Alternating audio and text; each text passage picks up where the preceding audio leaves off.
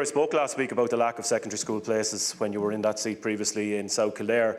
Thankfully, I am informed that there has been some work done in that the department have contacted a number of schools in the area, and indeed they have offered temporary accommodation.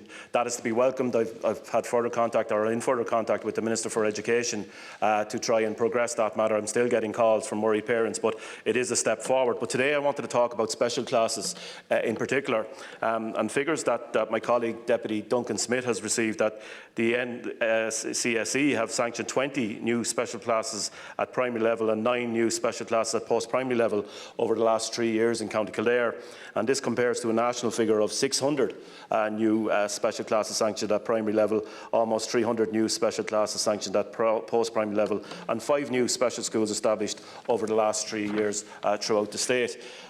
You're probably familiar, as I am, acting leader, and getting a lot of calls as well on parents, again, who are finding it very difficult to sanction a place and get a place for their loved ones. And unfortunately, this is happening more and more over the last number of weeks. What is actually happening is that parents are ringing 3, 4 and 5 schools, and unfortunately there are no special places for their loved ones, and most of these children are coming from primary level into secondary level, and that seems to be where the issue is at the moment. It is something that, as I say, I'm getting more and more calls about, and perhaps we could have a debate with the Minister for Special Education. And I know, as a member of the Oireachtas All-Party on Autism Committee, we've discussed this a number of times at the committee, the lack of places and the problems that parents are having.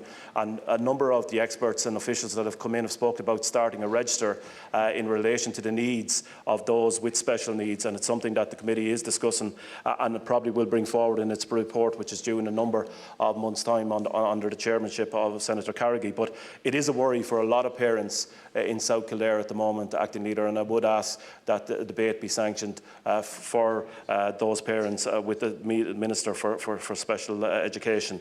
Lastly,